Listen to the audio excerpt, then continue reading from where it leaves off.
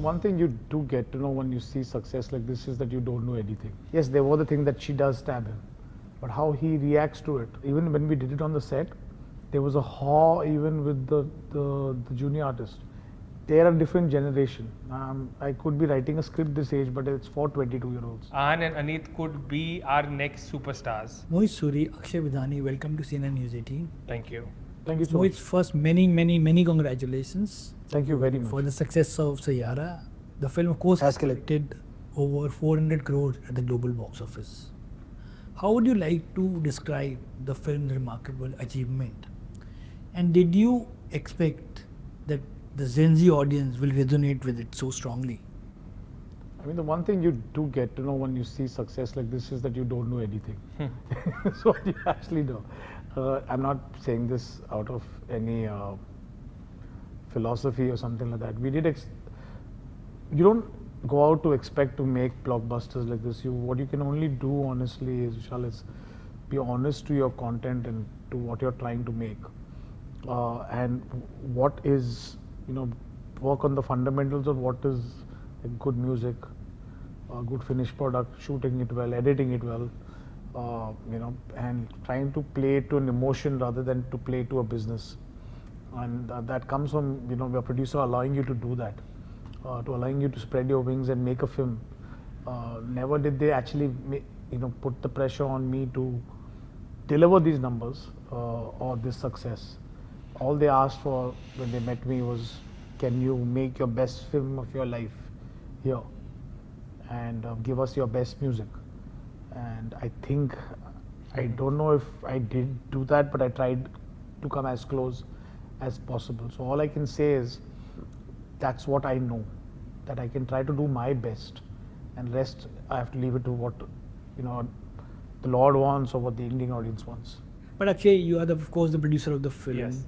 The film, of course, has brought together the two school of romances, like of YRF and of Mohit Suri. Yes.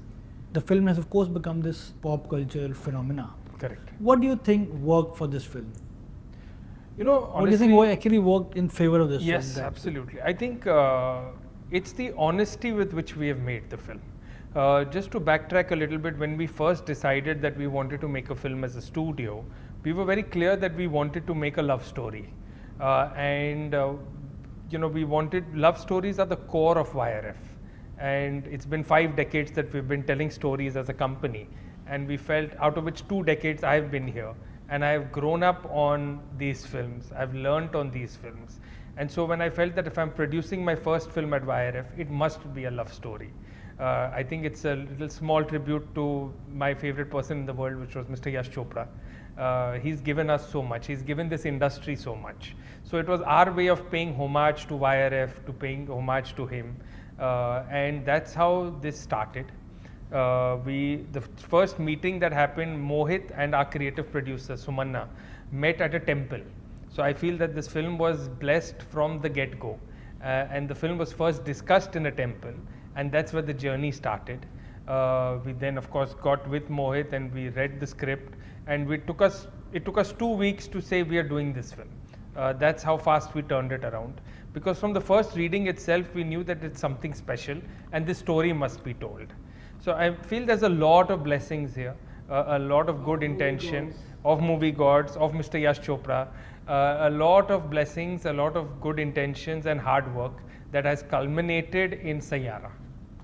While we know that you're fascinated with this genre of love stories, Yes.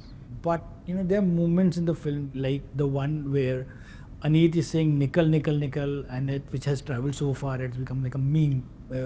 Or the moment where both are on the motorbike. Do you remember what was it like shooting that, and how much of it was organic and how much it was rehearsed? Especially the scene where she says nickel. You can't rehearse scenes like that.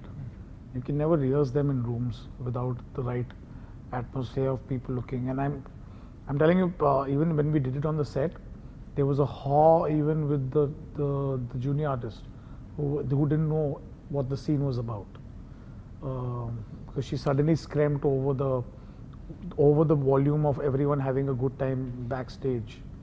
You can't rehearse these scenes, and even if you rehearse them, they'll never seem the same way. Uh, but while there were there were rules and like ways of, there was a backbone of a script and what we did and everything obviously was pre-decided.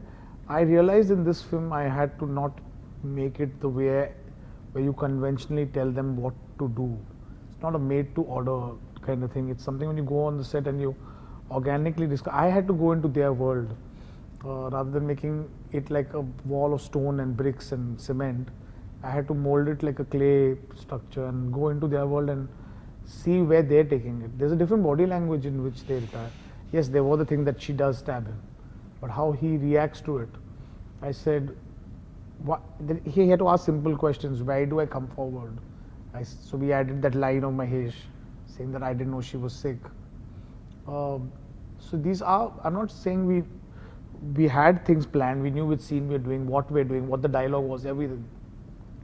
But you had to give them the room to spread their wings.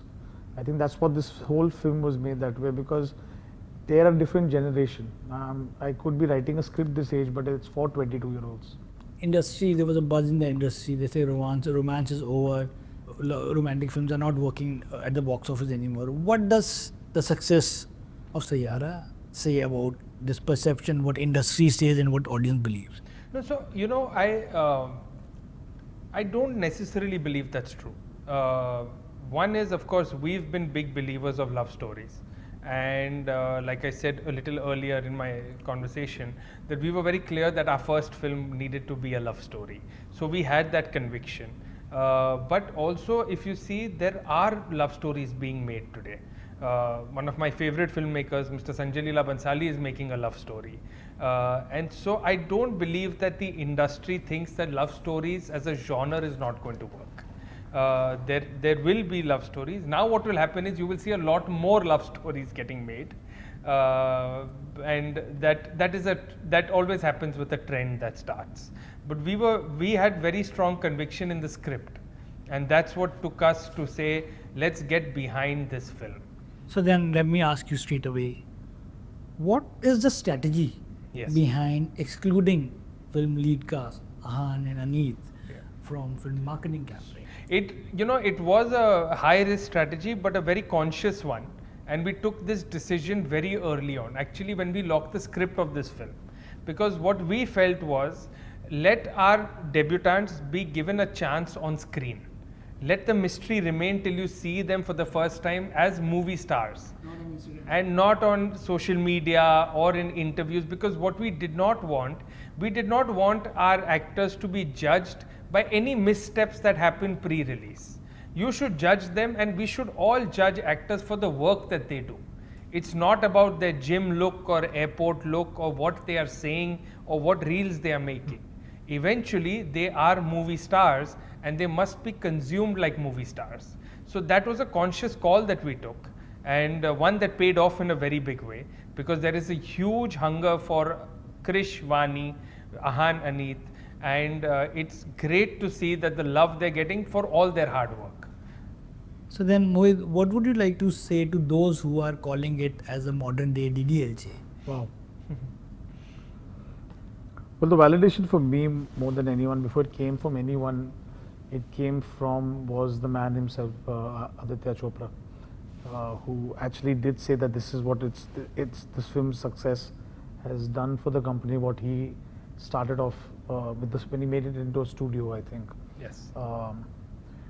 And it was humbling. No one else could. It didn't. Then after that, when the world said it, it didn't. He said it. He called it out first. And it takes, a big man to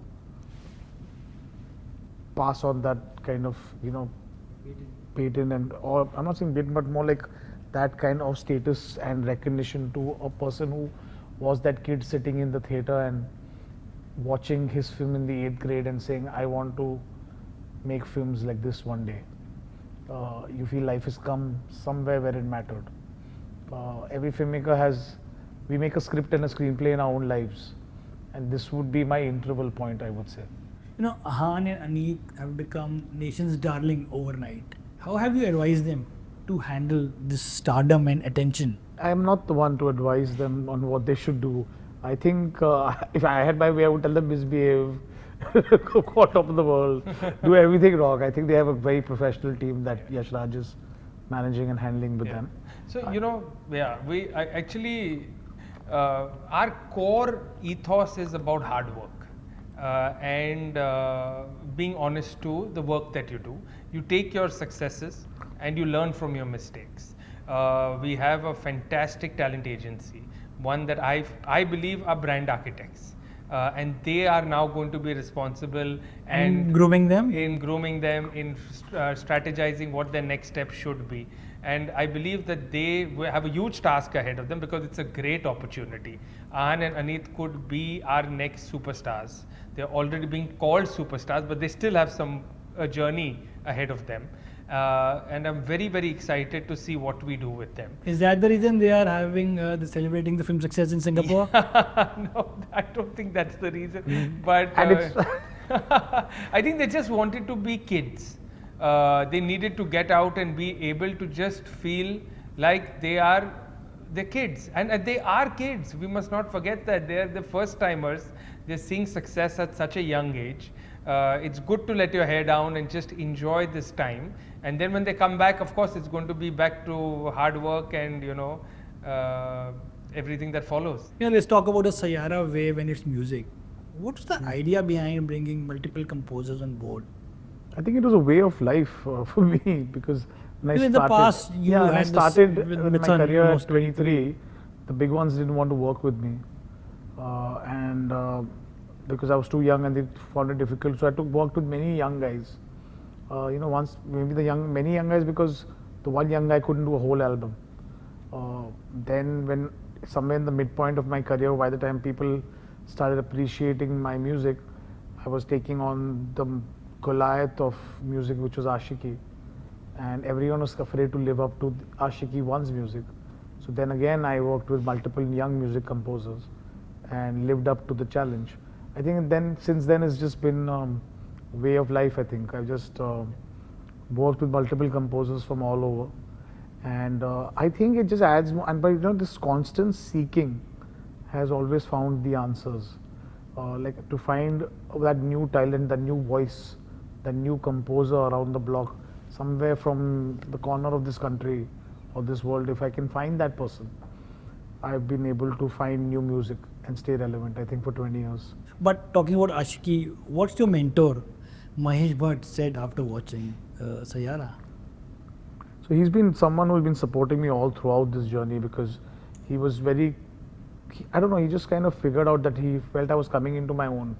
When I started and told him, so I'm working with the biggest production house in the country, making something that they were known for, but I'm making it with newcomers. I think I had him at that point, and newcomers.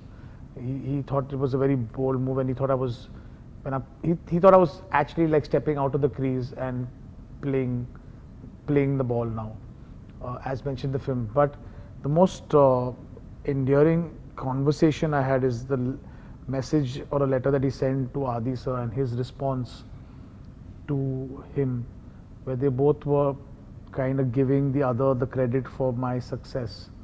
And that was the most enduring. When I talk about this film to my children, I will talk about this conversation that Aditya Chopra and Mahesh Bhatt had. Oh, nice. Yeah. But Akshay, with Saiyaara showing no signs of slowing down, how much pressure does that put on you as you are now ready with War 2? Honestly, it does not, because I don't see it as pressure. I think Saiyaara has been the best start to the year that we could ever hope for, dream for, ask for. And it's given us a big push. So I'm very excited to see what comes our way with War 2. War 2 is actually, I feel it's a true pan-India film with Hrithik and NTR coming together. I'm really excited to see what's to come ahead. We're talking about Bhatt Saab. So obvious question that I think everybody wants to know: when will we see Mohit Suri directing his cousin Alia Bhat? I think Alia, not only the star, is one of the most fabulous actors in this country, and it puts a big amount of pressure on to you as a filmmaker that I can't misuse the relationship I have with her. Unless I have a script that lives up to Alia Bhatt, the actor, besides the star, I will never misuse that equation I have to, and she might do it even, but I don't want to misuse that because I would not be able to. Yes, we can go wrong, but I would always want to go with the best film I have, when I know it's a role that it will add to her, not me just piggybacking or doing something like that. So I'm in. We great supporters of each other. We call each other before every film, and yeah, throughout the film, from the teaser to the trailer, she's amazing at that, and she's always been there even before she was an actor. I remember when I was young, she used to see the remix video of Bola Mein Baate and was the first person who told Mahesh, but she was a kid like in school, and she said this is going to do very well. She always had that. So I would love to work with them, but when I think I have a script and I can live up to that. Do you have? No, I don't at the moment. I'm very bad at two timing actually. How sweetly as do you have? But then, which of Alia's performance has impressed you the most? I loved her in Gangubai. I loved her in Gully Boy. I mean, which one has not would be a lesser number. Even Urta Punjab. Urta Punjab. But you know, a lot of people underrate this performance, but I generally think that her performance in Humpty is when I realized she was a big star. Because you know, in the company I come from, to be dramatic was very easy. To be highway and all was very easy, but I'm not saying it wasn't a good performance. But to suddenly see this girl behave like this, I mean, I'd never seen Alia for this side of us. You have, of course, can say you know the pulse of the audiences, you know what works. But what's for you personally is the biggest takeaway from Saiyaara? What I think is the biggest takeaway personally for me, no, I don't know. I can't say about what works in the industry and what works for others. Yeah, what I don't know. I'm not so well equipped. I don't pretend to be like that person who can start now giving you advice on what is right to do and wrong to do. But what works for what I've realized is when I've put my head and my heart in making it personal and not trying to play to a commerce or play to a business module or a business trend, is when I have succeeded the most. Whether it's been right from my first film to Kalyug to Murder to Ashiki to Malang, or to even, you know, anytime Villain 1, whenever I've tried to follow a trend that this is what works nowadays, or this is what the audience wants, I have failed. What I've been, when I've tried to genuinely go out and make a film and cast right, has worked for me, and that's been my takeaway in this. What I've learned to realize is to be honest is better than to be intelligent. And finally, well, this is my favorite question. You know, every film has that thematic scene that tells us कि film क्या कह रही है and director क्या कहना चाहता है audience से. Which was that one scene from Saiyaara you think that is what you wanted to say with this movie? Well, there is a scene where they talk about how that was the germ of the film, where she first mentions it to him in the recording room about how memories and love and music are connected. That the mind can forget, but the heart can never forget. Whether it's music, whether it's someone you love, whether it's a moment, they all stay somewhere deep down in the heart, not in the head. Which he repeats to her in the end, which is why the theme was made. Because I feel whenever you hear a great song, it takes you back to some moment of your life with somebody. And that's how I've tried to make music all my life. I've never forgotten anyone who has contributed to my life emotionally. And I hope they haven't forgotten me. So I think that was what I wanted to make the film, and that's what stayed with people, that this film has become so memorable.